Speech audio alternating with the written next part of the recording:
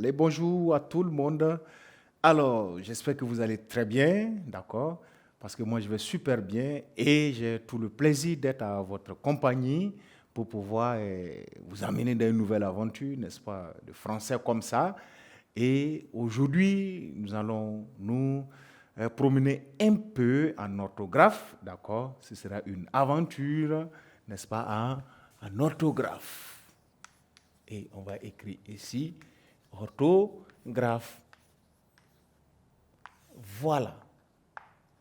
En orthographe, nous allons voir un nouveau principe, d'accord, qui porte sur le sujet et parfois son verbe, n'est-ce pas? Et quel lien existe entre sujet et verbe dans une phrase? Cela est très important pour pouvoir déterminer. Alors, vous ne pouvez peut-être pas voir le lien, mais quand on juge mal le sujet, le verbe prend un coup dans l'écriture, dans l'accord, l'orthographe, alors un problème. Ce qui fait qu'aujourd'hui, nous allons voir l'accord du sujet, l'accord du verbe, n'est-ce pas, avec son sujet.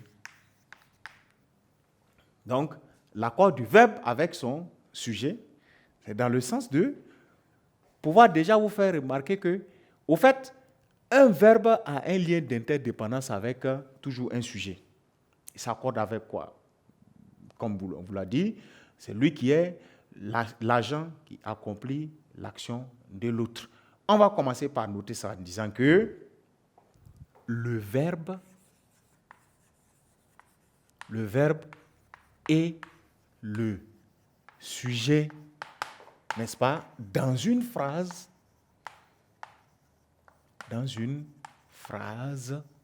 n'est-ce pas, ont un lien de dépendance.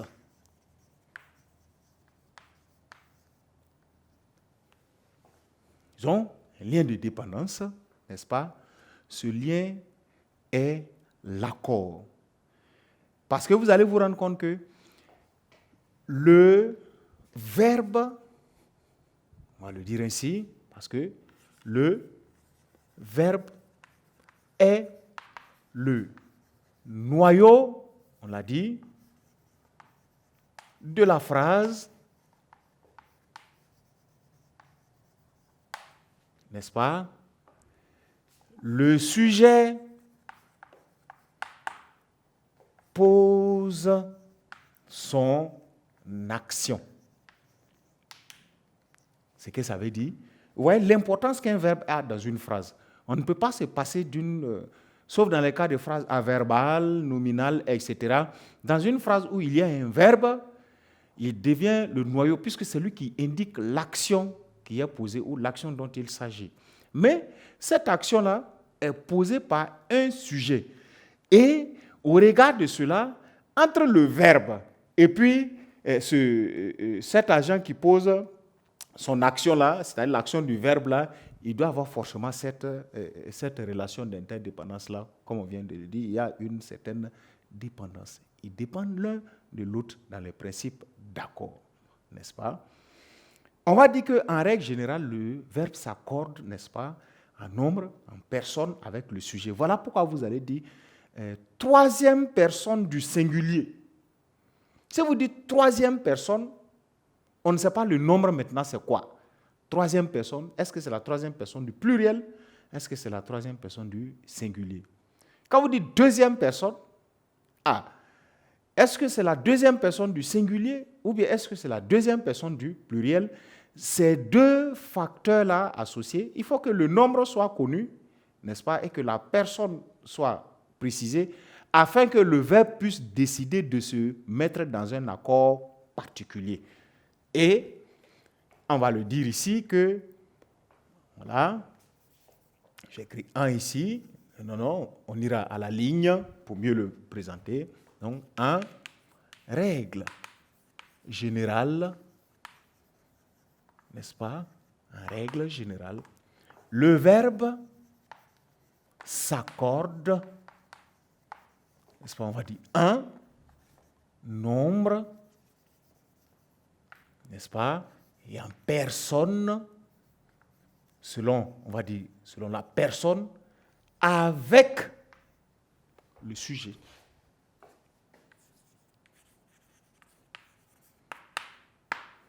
De sorte que, en exemple, nous allons mettre, disons, exemple.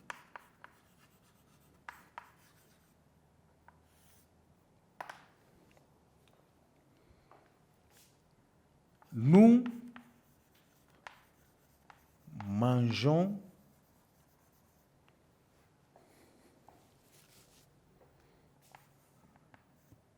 à l'école à 11h30. Donc, nous mangeons à l'école à 11h30. D'accord? Deuxième exemple. Il travaille. Il travaille bien en classe. Et enfin, Maïmouna grandissait.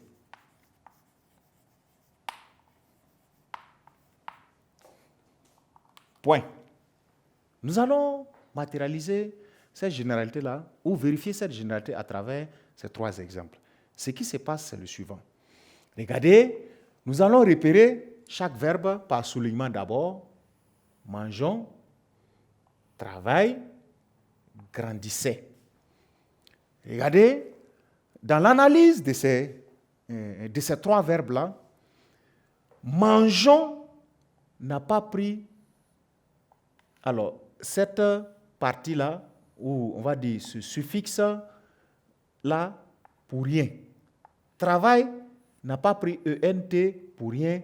Grandissait, AIT ne relève pas de rien. Ou dans le cas de grandissait, pour être plus précis, le temps ne nous intéresse pas en tant que tel.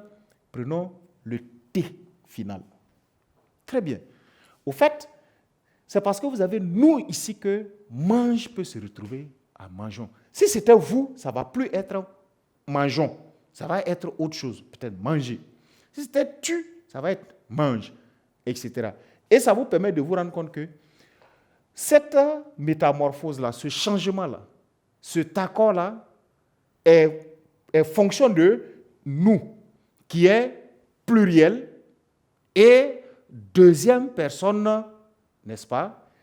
Dans il, ENT qui est là, est influencé par un, la troisième personne, deux, c'est que ce n'est pas un nombre singulier, c'est un nombre pluriel. Donc, c'est matérialisé, influencé par la troisième personne et aussi par le nombre qui est le pluriel. Au fait, c'est ce qui fait que dans la généralité, vous pouvez retenir que, tiens, en règle générale, il s'accorde en nombre et en personne avec le sujet. Si le sujet est pluriel, le verbe va être au pluriel. Maïmouna grandissait. Dans cette phrase, on va avoir T au lieu de ENT ou bien au lieu de toute autre terminaison, parce que quand vous regardez, Maïmouna renvoie, n'est-ce pas, à un nombre singulier. Maïmouna renvoie à un nombre singulier, et si on partait même dans les pronoms personnels, vous allez vous rendre compte que Maïmouna est la troisième personne, n'est-ce pas? Si c'était Maïmouna et Amidou ou et Mariam, la personne va changer. Bref, c'est ce qu'il faut retenir en tant que tel dans l'accord du verbe avec son sujet. Cela dit, l'accord du verbe avec son sujet crée maintenant des difficultés d'orthographe. Dans quel sens? Il faut savoir distinguer le sujet avant d'opérer l'accord. On distingue en fonction de leur emplacement différents types de sujets. On va le dire. On distingue, n'est-ce pas, selon leur position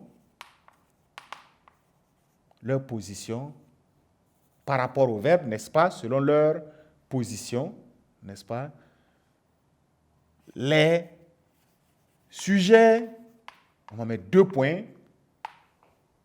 premier tiret, les sujets dits ordinaires. Les sujets ordinaires. Voilà. Premier tiré, les sujets ordinaires. Les sujets ordinaires, eux, ils respectent, n'est-ce pas, l'ordre de la phrase normale en français, c'est-à-dire sujet plus verbe plus complément. Se comprend? On va dire sujet ordinaire. On va prendre un exemple ici. Exemple.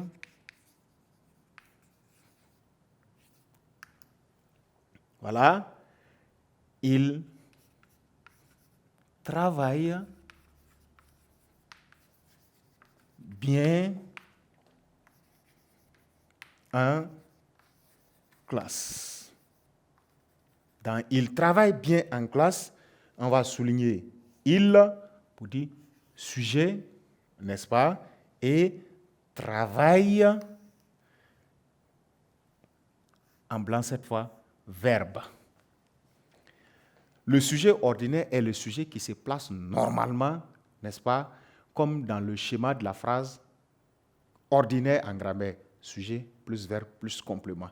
Lui, il est un sujet normal. On va dire en ce moment ordinaire. Donc, on va à la ligne dit que le sujet ordinaire,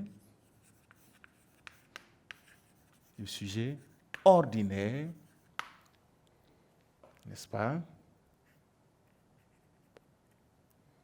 suit le schéma de sujet plus verbe plus complément ou pas. Voilà. Sujet plus verbe plus complément. C'est ce sujet-là qui est dit un sujet ordinaire. Parce que d'habitude, en grammaire, on vous a dit qu'une phrase, c'est un sujet plus un verbe plus son complément possible. Bien. Donc, dans l'ordre des sujets, en fonction de leur position, vous allez voir des sujets dits éloignés.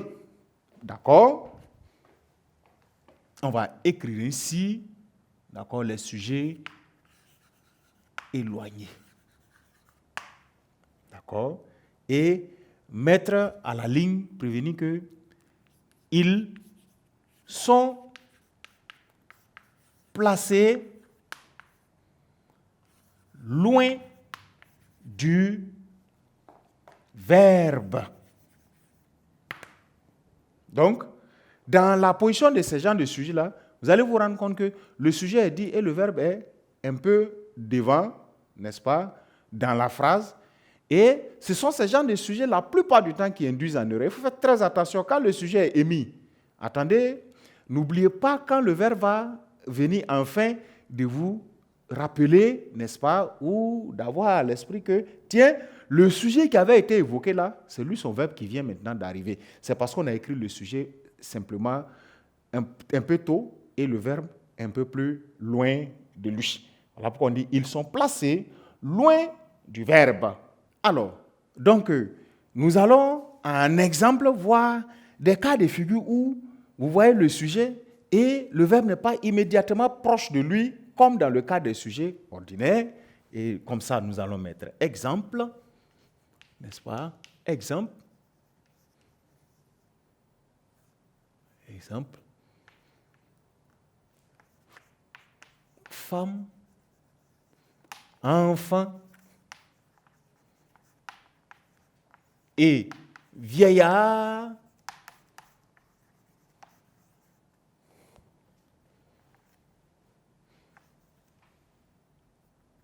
À cause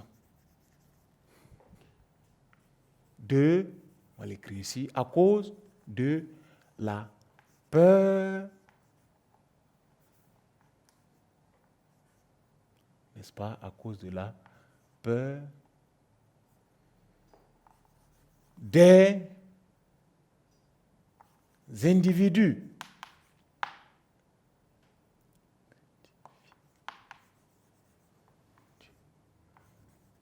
non identifiés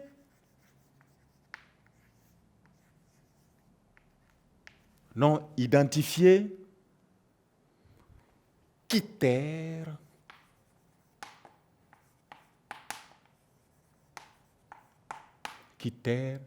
le village. Point. Ah, vous voyez, un accord pareil. Voilà.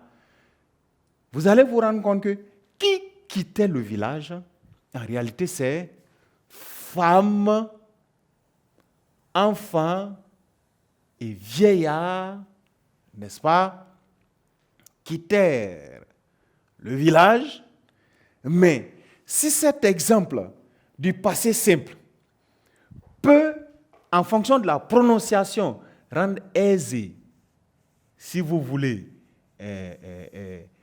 l'accord, ne pas nous forcément nous mettre dans un contexte où, voilà, on a une confusion d'emploi. Dans quitter le village, vous voyez cet imparfait-là, si vous ne faites pas attention, quand on va dire quitter le village, vous allez mal accorder quitter, parce que le sujet a été dit un peu trop tôt dans la phrase. Ceux qui quittaient le village, là, c'est femmes, enfants et vieillards. Quittaient le village. Pourquoi? À cause de la peur des individus, voilà, non identifiés. Vous voyez, le complément circonstanciel de cause, la raison de leur déplacement, est venu s'intercaler entre le sujet et puis le groupe verbal. Et en ce moment, l'accord devient compliqué, mais c'est parce que il y a eu un emplacement distant du sujet et le verbe. De sorte que nous sommes dans le cas où nous puissions retenir effectivement que dans le cas du sujet éloigné, le verbe là, n'est-ce pas, ou les sujets là, ils sont placés loin du verbe. Le groupe sujet se retrouve distancé du groupe verbal. Si ça, c'est retenu, et il faut faire attention, il y a toujours fourni de l'effort dans les accords, n'est-ce pas, de ces genres de sujets et de son verbe. Dans le cas, en troisième tiré, maintenant, du sujet inversé. Il peut avoir le sujet, voilà, j'espère que on suit toujours, c'est-à-dire, n'est-ce pas, on distingue selon leur position les sujets, après ordinaire, éloignés, les sujets inversés. Les sujets inversés, là, vous allez voir que eux, ils ont une position, n'est-ce pas, postérieure au verbe ou par rapport au verbe. N'est-ce pas, une position, postérieure au verbe. C'est-à-dire, on les a déplacés pour aller les mettre après, parfois, le verbe. Donc, ils ne respectent plus leur emplacement correct. Au lieu d'avoir sujet, même si c'est éloigné, le verbe devant, ils décident de se déplacer. Et nous allons, un exemple, prendre une phrase telle que celle-ci que je vous donne. Exemple, on va dire en ce moment, au fond de la classe, n'est-ce pas, au fond de la classe, jouait, n'est-ce pas, Ali et Mariam.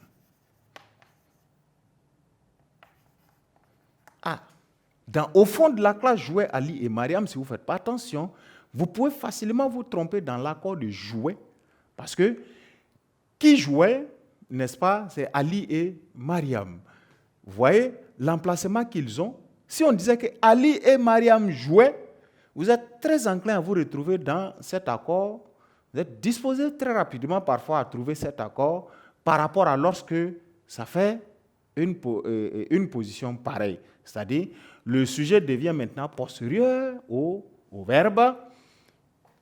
Ce n'était pas évident qu'on puisse avoir joué, effectivement, avec ENT, parce que qui jouait Alice et Mariam? Mais regardez comment est-ce que c'est posé en ce moment. Le groupe nominal sujet est placé, n'est-ce pas? Ainsi, on va avoir ce qu'on appelle les sujets inversés. Parce que nous, on a l'habitude de voir, ou vous avez l'habitude de remarquer qu'on allait dire, au fond de la classe, Mariam et Alice jouaient. Cette position, inversant en dictée, par exemple, où c'est assez visible, si on dit au fond de la classe jouait, la respiration fait que celui qui fait la dictée met une pause. Vous ne pouvez pas accorder jouet tant que vous n'avez pas entendu Alice et Mariam, par exemple.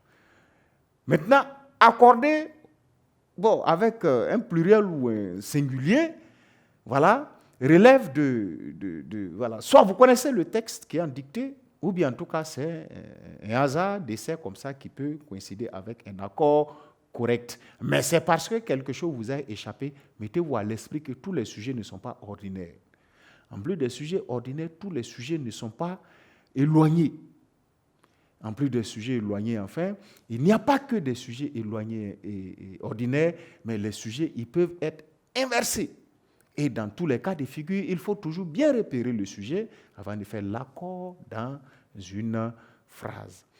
Donc, mes chers apprenants, voilà ce qu'il fallait découvrir dans l'accord du verbe avec son sujet, n'est-ce pas?